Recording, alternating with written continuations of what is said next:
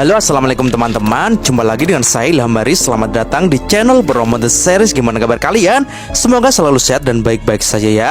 Kali ini kita akan meneruskan merangkum Donghua Si Xingji season 5 episode 18 ya guys. Dan karena animasinya belum rilis, kita buat spoilernya dulu ya. Jadi ntar jangan heran jika mungkin Mimin sisipin komik atau manhwanya dulu, biar ceritanya lebih detail. Dan gak usah berlama-lama lagi, langsung saja gas cuy. Di akhir episode 17 kemarin, tiba-tiba saja ada sesuatu yang sangat mengejutkan karena muncul pecahan tombak es yang langsung menusuk dan menembus tubuh Jenderal Surga Selatan. Hal itu membuat kekuatan pedang yang dirilis Jenderal Selatan pun hancur. Jelas hal itu membuat semuanya pun bertanya-tanya dari mana asalnya tombak es itu. Apalagi Jenderal Selatan, dia sangat kaget siapa yang bisa membuatnya terluka parah seperti ini hanya dengan sekali serangan. Dan tiba-tiba saja dari balik Jenderal Selatan mulai muncul sosok bayangan seseorang. Dan ternyata itu adalah... Yap, itu adalah sang kakek naga kuno atau biasa dipanggil dengan naga gulong. Ayo, karakter favorit siapa nih? Dan dengan tatapan mata yang tajam ia mengatakan kalau dia pernah bertemu dengan 3 jenderal surgawi, tapi sudah lama ia tak berhubungan. Naga Gulong pun sangat tertarik menjajal kemampuan seorang raja surga yang sekarang. Kedatangan kakek naga Gulong itu membuat Ausue pun sangat kaget. Ia tak menyangka naga tua itu belum mati juga. Naga Gulong pun balas berkata kalau tentu saja ia masih hidup. Jika Biksu Tong dan kawan-kawan saja bisa keluar dari neraka, apa itu sulit baginya? Ucapnya. Kedatangan naga Gulong itu membuat Jenderal Selatan pun meringis dan senang. Ia tak menyangka bertemu dengan lawan seperti naga Gulong di jalur monster ini. Dengan mudahnya, Jenderal Selatan pun menghancurkan tombak-tombak es yang menancap di tubuhnya. Jenderal Selatan pun kesal karena naga tua itu telah menyerangnya diam-diam dari belakang. Dan menurutnya, hal itu telah meremehkannya sebagai Raja Surgawi. Jenderal Selatan pun tanpa basa-basi langsung mengeluarkan jurusnya, yaitu tebasan golok keputusasaan Raja Surga Selatan. Dan... tapi tampaknya serangan tebasan yang membabi buta dari Jenderal Selatan pun ditanggapi santai oleh naga Gulong. Ia pun balas mengeluarkan jurus tebasan naga esnya yang dulu membuat tangan Ausue terpotong. Seketika naga lancip itu melesat dengan cepat menghalau tebasan-tebasan dari Jenderal Surga Selatan. Dan naga Gulong pun mengaku kecewa dengan kemampuan Jenderal Selatan yang menurutnya sangat lemah. Jenderal Selatan pun merasa sangat geram karena telah diremehkan seperti itu. Ia pun berusaha untuk bangkit.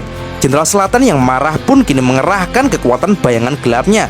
Seketika api tempur gelap ungu pun bertambah besar dan meliputi tubuhnya. Dan tanpa basa-basi, Jenderal Selatan pun langsung melesat untuk menyerang naga Gulong.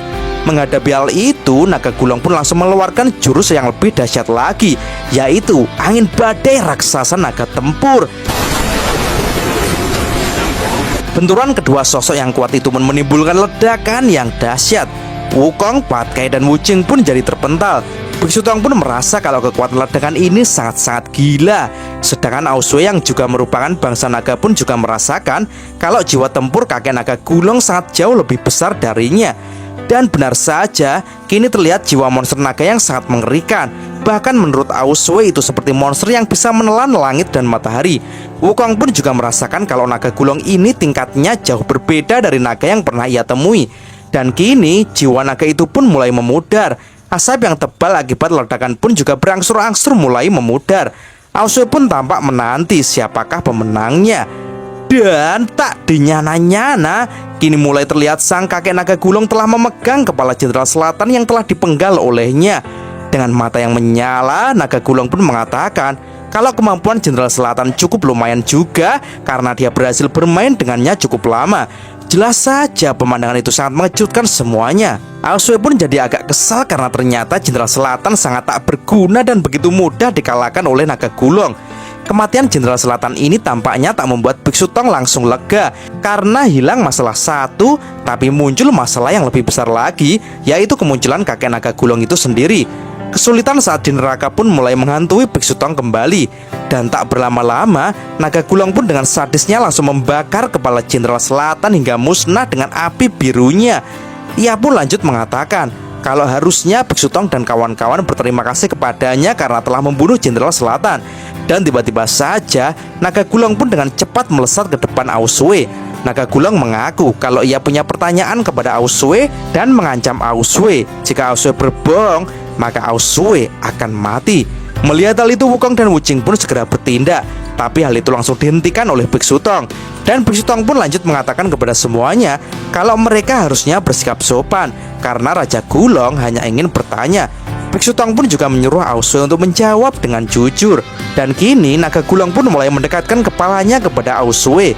Ia pun lalu bertanya kepada Aosue bagaimana cara Aosue saat itu melakukannya.